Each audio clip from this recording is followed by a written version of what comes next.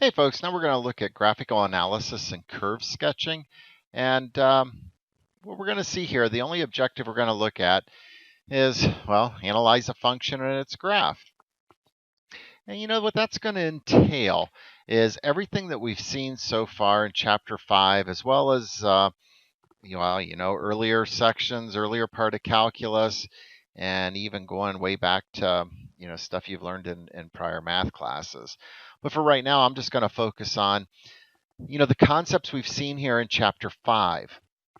And so far, what we've seen in chapter 5 is how we can use the derivative to determine intervals of increase and decrease, as well as relative extrema, that's a relative max and a relative min, and how we can use the second derivative to tell us the concavity of a function.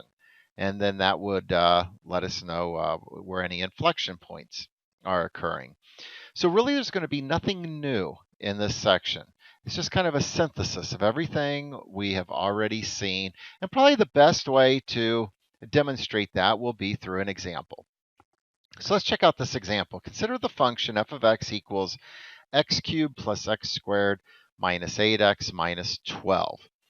In part A, we're going to determine intervals where the function is increasing and where it is decreasing, and we're going to then locate all relative extrema. In part B, we're going to determine intervals where the function is concave up and where it is concave down. So part A, the derivative is going to be important. Part B, the second derivative will be important. There are two more parts, so if you need to, go ahead and pause the video right now and write down the example in these two parts, because I'm going to go ahead and continue to part C and part D. Part C, we're going to locate any inflection points. Again, that's the second derivative will help us there.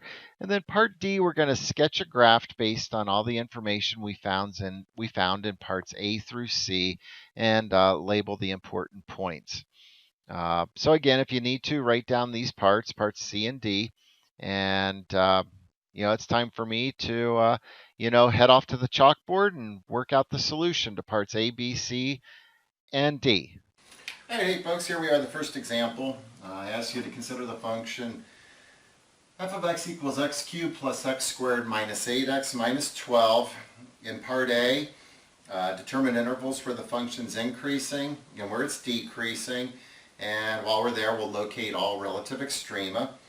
In part B, determine intervals where the function is concave up and where it is concave down. And then part C was locate any inflection points.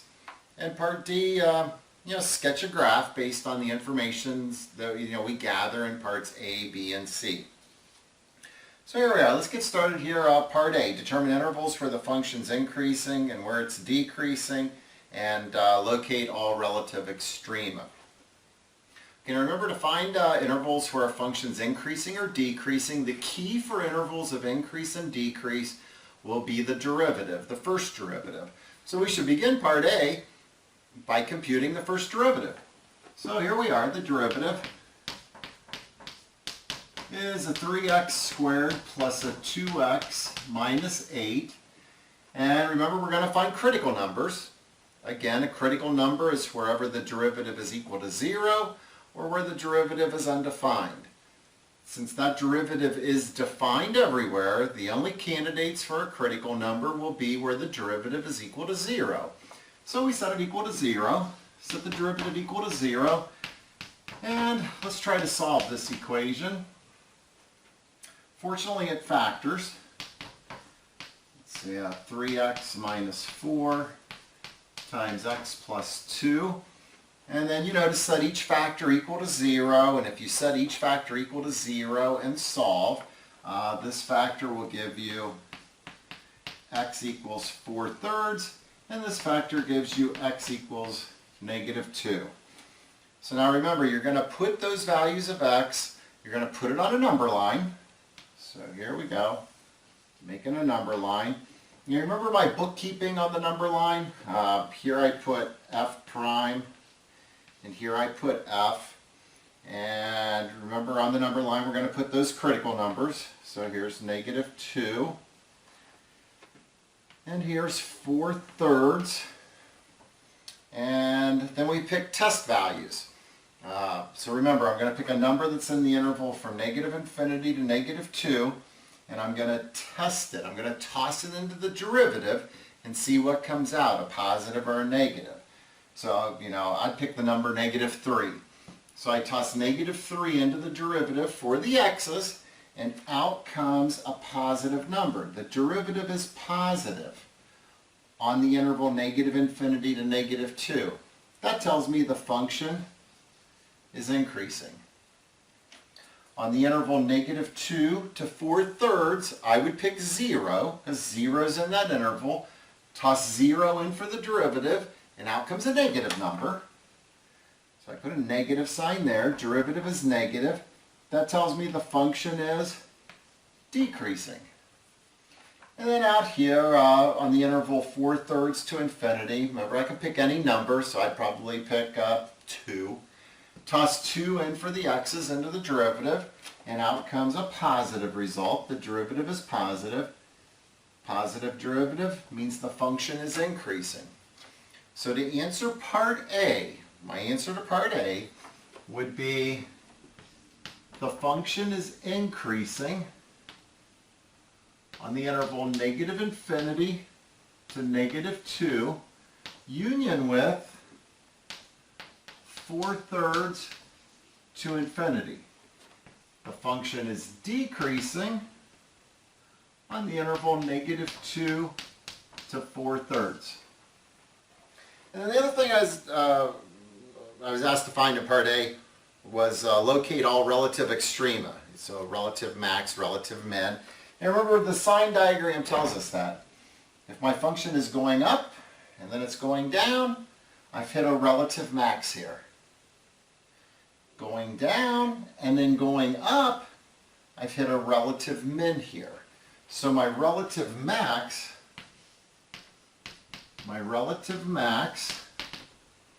has an x value of -2, and now I need to determine what the y coordinate is. Remember, we're talking about a point that's actually on the graph of the function.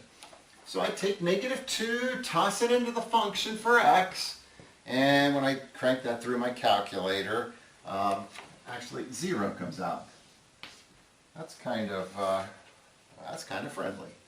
Relative min has an x value of 4/3. So relative min has an x value of 4/3.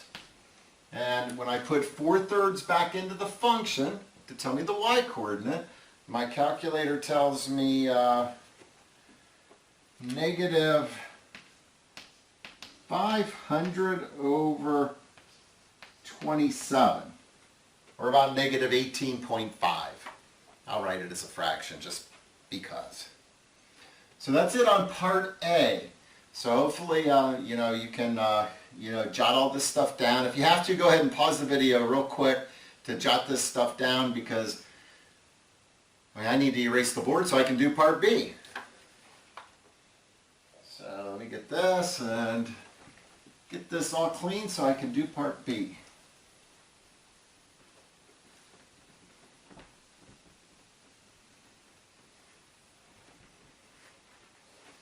So in part B, to determine intervals where the function is concave up and where it's concave down, we need the second derivative. Second derivative tells us about concavity.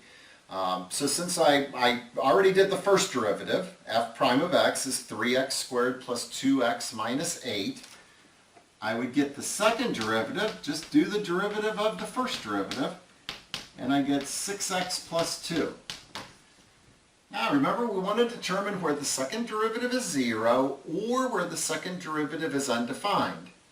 Well, the second derivative is defined everywhere, so I just need to take the second derivative, set it equal to 0, and I get, oops, I don't get that. I get -1/3 is equal to x. Familiar process now. I'm going to take this value of x, I'm going to put it on my number line.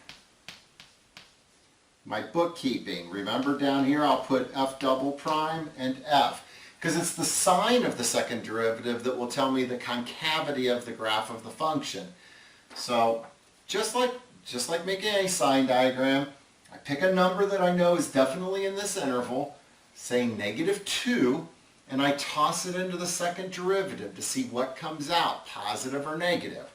So if I put -2 in for the second derivative, out comes a negative number, which tells me the function is concave down. On this interval, I pick any number. I pick 0, put 0 in for the second derivative, out comes a positive number, which tells me the function is concave up. Remember, second derivative negative, concave down. Second derivative positive, concave up. And well, now I can answer part B, determine intervals where the graph of the function is concave up and where it's concave down. So I'd say the graph of the function is concave up on the interval -1/3 to infinity. Concave down, -infinity to -1/3. And I can go ahead and do part C, well, for two reasons. I have room. Plus, part C is locate any inflection points. Part B tells me everything I need to know about inflection points. Remember where we switch concavity. That value where we switch concavity, a switch in concavity, that's where the inflection point is. So my inflection point, I know it has an x-coordinate of -1/3. I can see that right here. So how do I get the y-coordinate? That's right. I take this value, toss it into my function for the x's, and look where it comes out. A -250 over 27. So -250 over 27, that's about -9.3. So that's part C. Part B, part C. So now part D. Sketch a graph of this function based on the information found in parts A through C, and then label any of the important points. Important points would be relative max, relative min, inflection point. If you have to, you better pause the video if you have to write anything down, because I'm going to have to erase again because I have no room to do the graph. So if you have to, pause. Because here I am erasing, and hopefully I can get a decent looking graph now. So part D, getting a decent looking sketch of the graph of the function, labeling the important points found in A through C. So let's see. That would be a relative max. We found that in part B, or in part A, -2, 0, isn't it, as a relative max. See, we also found a relative min. Ah, boy, I'm not going to worry about my scaling here. Was down here at 1. What was it? 1. I'm sorry, 4/3. 4/3. 4/3 -500 over 27. Remember I told you that was about -18.5. This was -20. That's the relative max.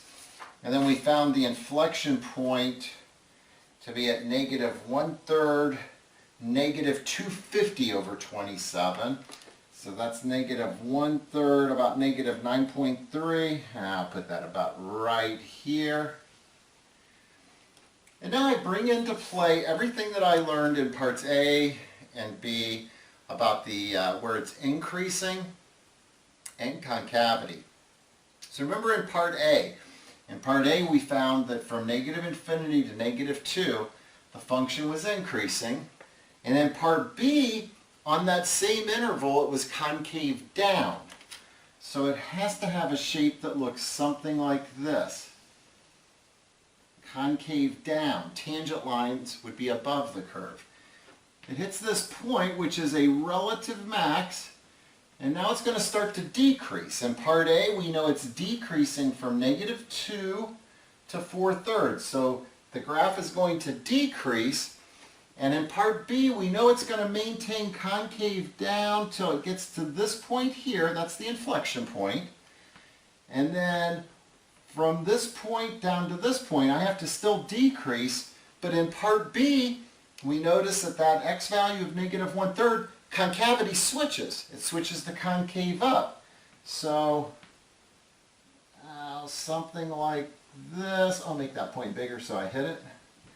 And then in part A, we know from 4/3 to infinity, it increases. So that's a rough sketch of the graph. I should label that. That's the inflection point. Increase, decrease, increase. Concave down, concave up. And that's all there is to that example. And kind of involved. Just to practice the concepts here, just to practice, we're putting everything together that we've seen so far in Chapter 5. What I'd like you to do is pause the video, go into the 5-5 homework and try number 21. So go ahead, pause the video, try number 21, and when you come back I'll work through the solution for number 21. All right, hey, in number 21, let's see, you were asked to sketch a graph of this function using the techniques in this section, label all relative extrema, inflection points, asymptotes, yada, yada, yada. So basically, do everything that we just did in that prior example, but it's not broken into parts A, B, C, and D. So my process, how I would begin. I would begin by using the first derivative to tell me where the function's increasing and where it's decreasing, and to locate relative extrema. So the derivative. Here we go. Let's get the derivative. Looks like the derivative is an x squared minus x minus 6, which that factors so nicely to x minus 3 times x plus 2. And we get the only critical numbers to be x equals 3 and x equals -2. Put those numbers on a number line. So here we go with the number line. There's -2, there's 3. My bookkeeping, remember I put f prime here and I put f here. I pick a number in this interval, I pick -3, toss -3 into the derivative, toss it in there for x, and out comes positive. Derivative positive tells me function is increasing. I hope in this interval, -2 to 3, I hope you picked 0 to toss into the derivative. Derivative is negative, the function is decreasing. And out here, you can pick any number. Some of you may be tempted to pick pi, because that's in that interval. I wouldn't, I'd pick 4. Put 4 into the derivative, out comes a positive number. Tells me the function's increasing, so I can see where the function's increasing. The function is increasing, -infinity to -2, union with 3 to infinity. The function is decreasing from -2 to 3. And more importantly, I can see where the relative max and the relative min happen to be. You know, this is producing a relative max. That's producing a relative min. So I think I can get that on the board right here. Let's see, we have a relative max at -2. And to get the y coordinate, I have to put -2 back into the original function. And out comes 28/3. The relative min, well, there I have to take 3, toss it into the original function, and out comes, I'll do the decimal here, -11.5. Okay, so getting a little jiggy with it. Fraction here, decimal here. So that's using my first derivative. I've learned everything I can from the first derivative. where the function's increasing, where it's decreasing, relative max, relative min. Now it's time to exploit the second derivative. Second derivative is 2x minus 1. It's equal to 0 at 1/2. So again, I make a number line, put 1/2 on the number line. My bookkeeping, second derivative, function, pick a number in this interval, toss it into the second derivative, outcome's negative, tells me the function's concave down. Pick a number in this interval, like 1, toss it into the second derivative, outcome's positive, tells me it's concave up. So I know now intervals of concavity. I know f, the function, the graph of the function, is concave up from 1/2 to infinity. I know it's concave down from negative infinity to 1/2. And more importantly, I know there is an inflection point at 1/2. The x value is 1/2. And to get the y value, I put 1/2 back into the original function. And out comes negative 13/12. So I have all my information here from the first derivative, all my information from the second derivative. So all that's left for me to do is to sketch the graph using all of this information that I've gathered. And hopefully that's what you did. And let's see, let me erase the board and I'll sketch a graph here. So hopefully you have all this. And let's see what my graph would look like.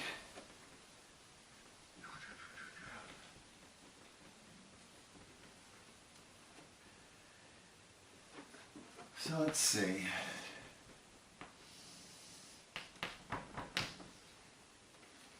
All right, we had a relative max at negative 2, 28/3.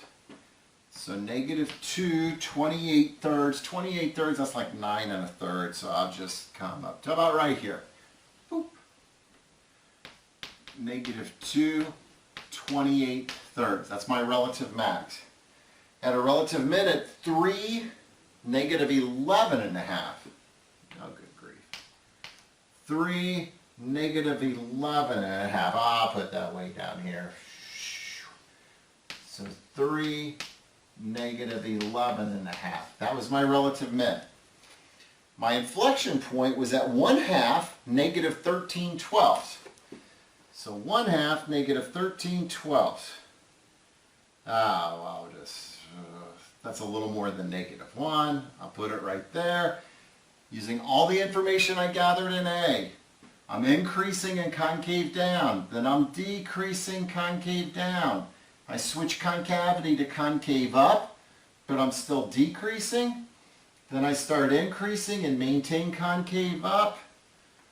I should get a graph that looks something like, that's my inflection point.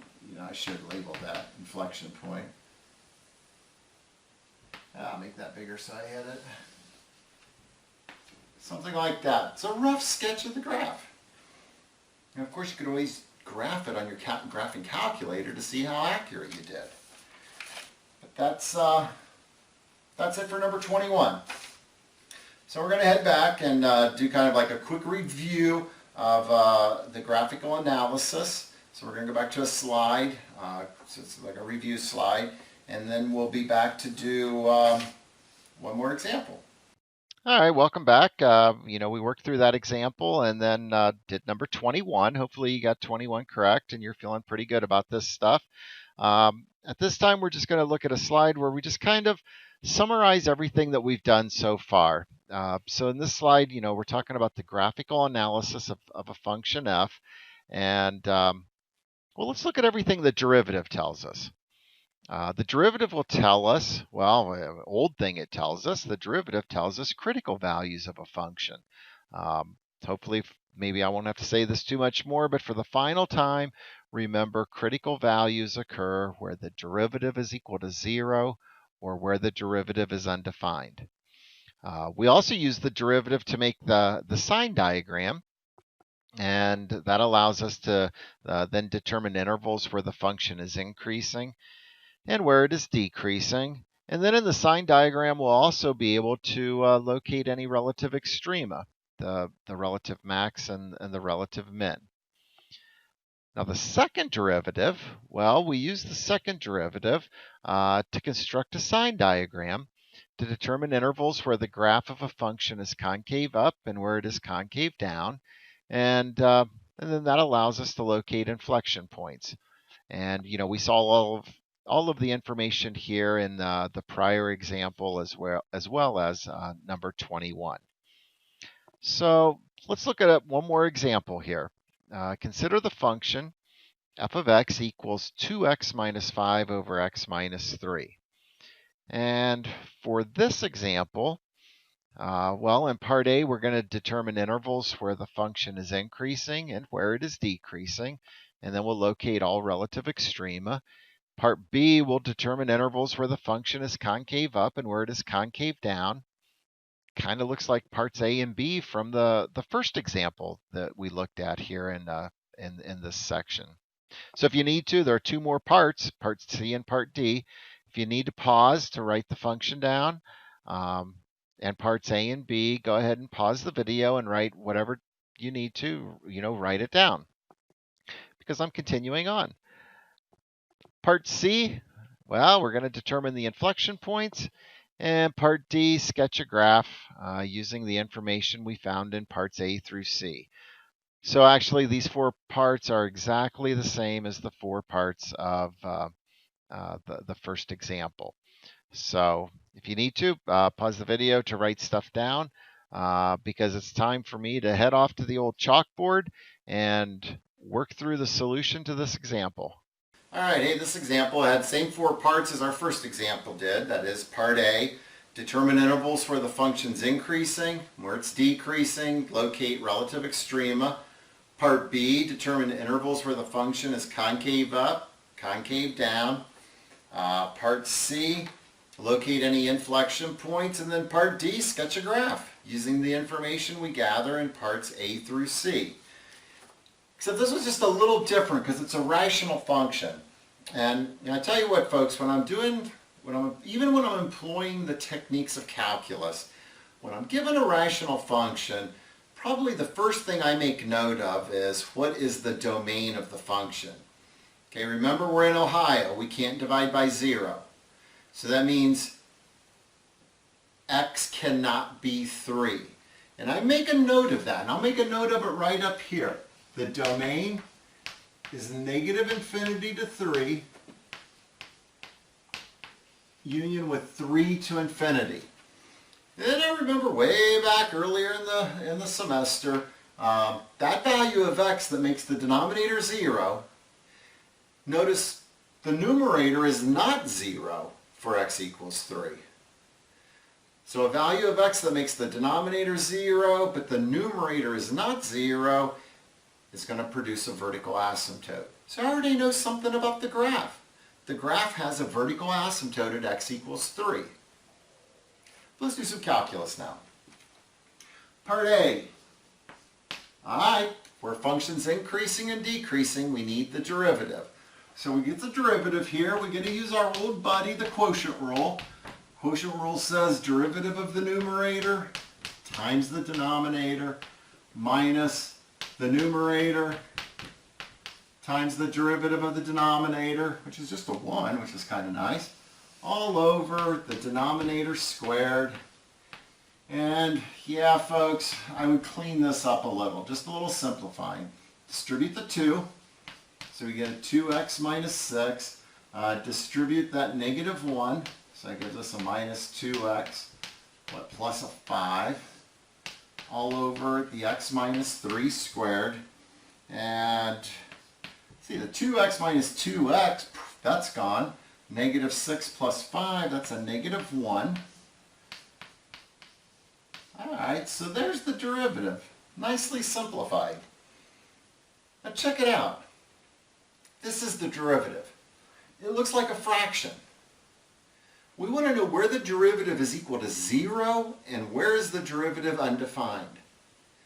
Folks, the only time a fraction, this is a fraction, the only time a fraction is equal to 0 is when the numerator is equal to 0.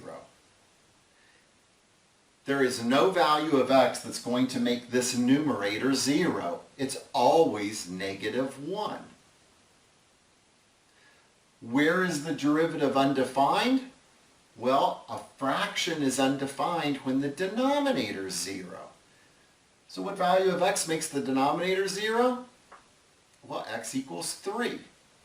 So we put that on our number line. Not surprised. We put that on our number line. And, put f prime here, put f here.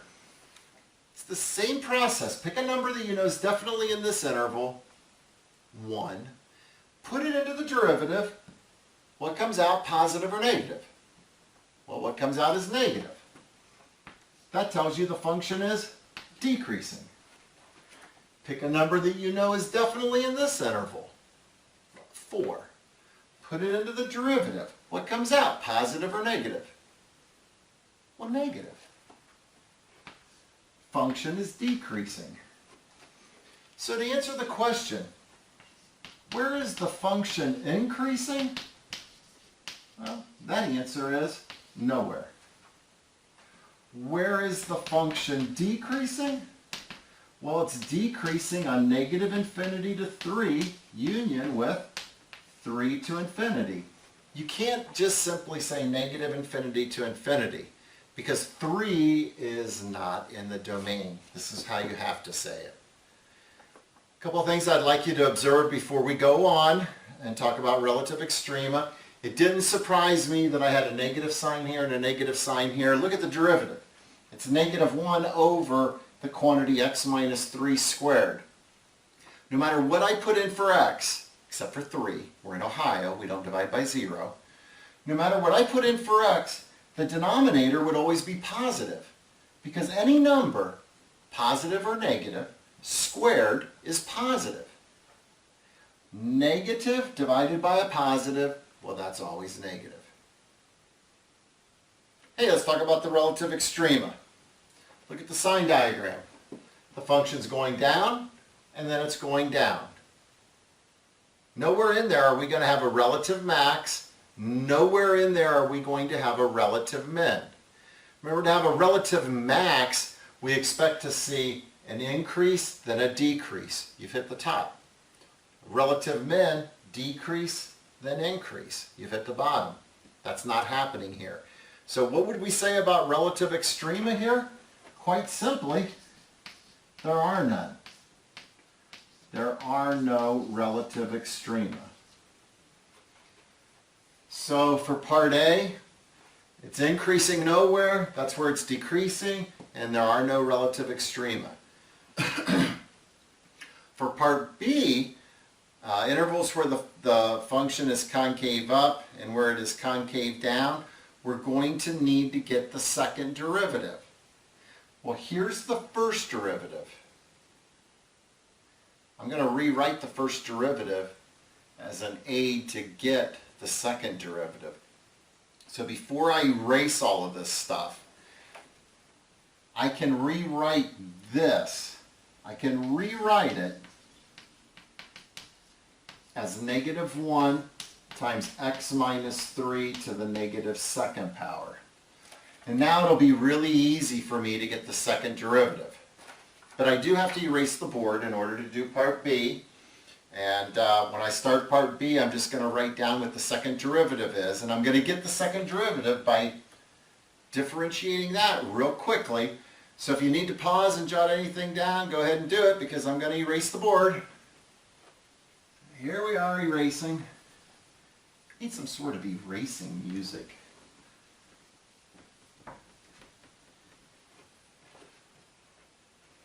So part B, intervals where the function's concave up, concave down. I need the second derivative. The second derivative is 2 over x minus 3 quantity cubed. Where is the second derivative equal to 0? Nowhere. There's no value of x that will make the numerator 0. And that's the only time a fraction is equal to 0 is when the numerator is 0. Where is the second derivative undefined? Well, at x equals 3. A fraction is undefined when the denominator is 0, and 3 makes the denominator 0. So the only number to put on my number line to make a sign diagram is 3. Remember the bookkeeping, f double prime f. Same process, pick a number here, toss it into the second derivative, see what comes out, positive or negative. So if I pick a number in here like 2, toss it in for x, out comes a negative, concave down. Pick a number here, 4, toss it into the second derivative, out would come a positive, which means it's concave up. So the function is concave up on 3 to infinity, and it's concave down negative infinity to 3. We were also asked part C. We're going to do part C while we're here.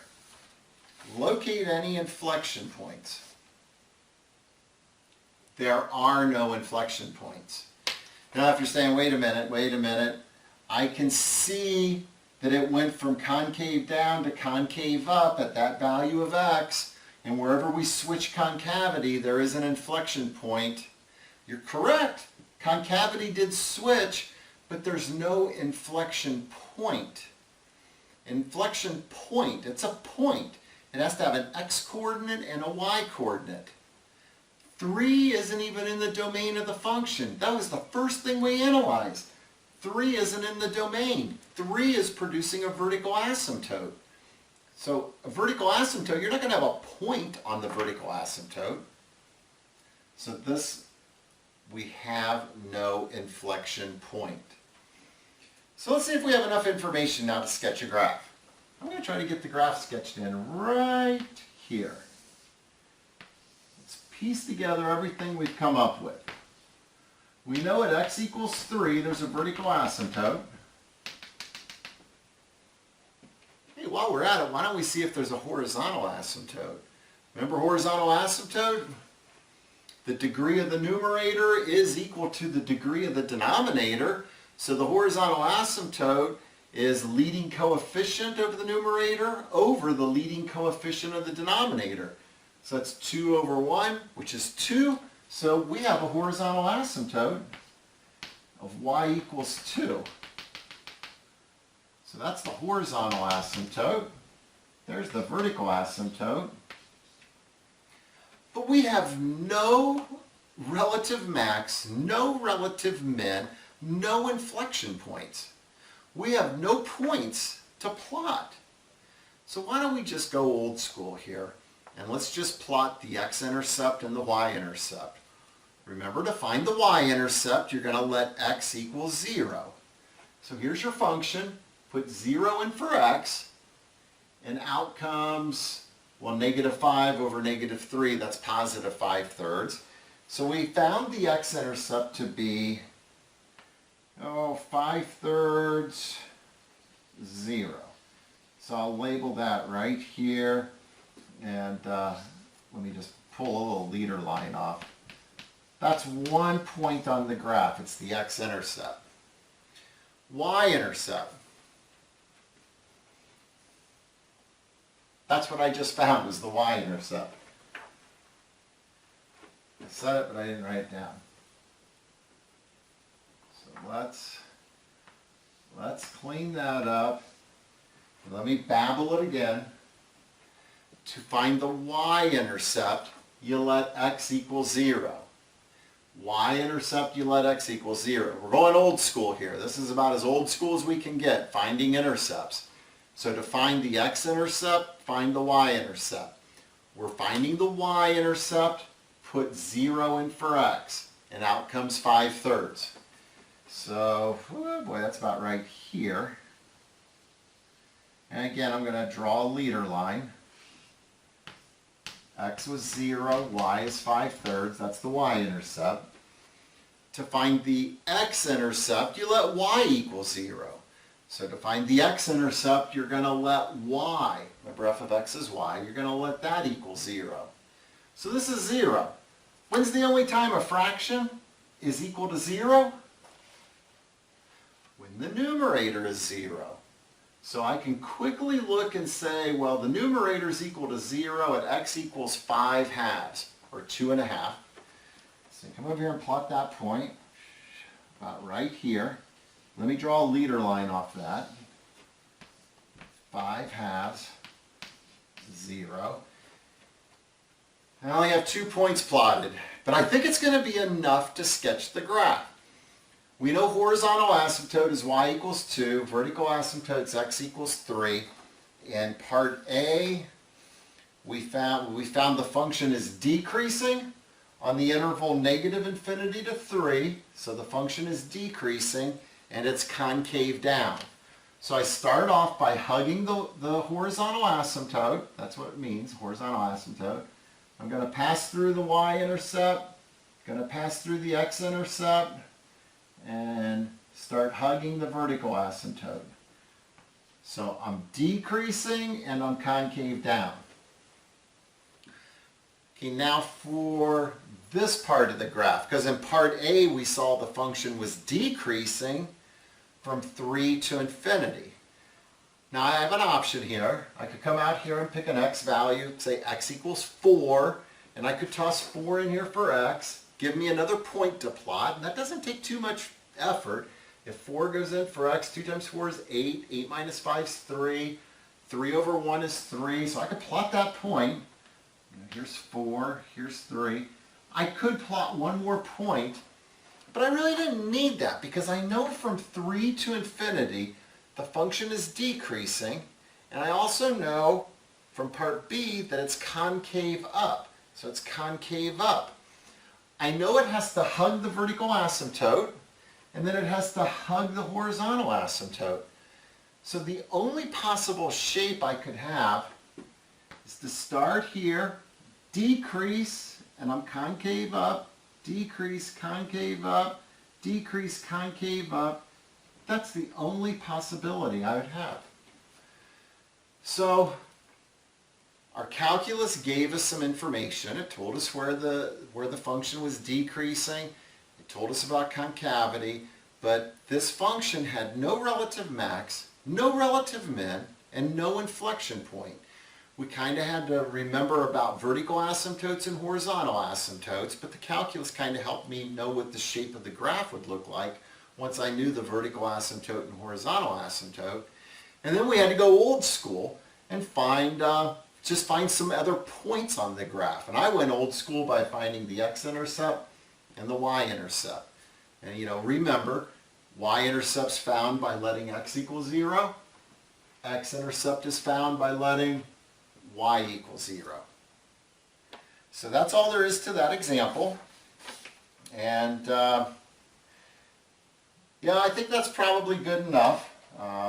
You will have a homework problem that looks similar to this example, but you know what? I trust you'll be able to do it. So yeah, that's it. That's it for this video. That's it for section 5.5. So you should be good to go now in doing the homework in 5.5, and hopefully you're seeing there's really nothing new in 5.5. There wasn't one new thing.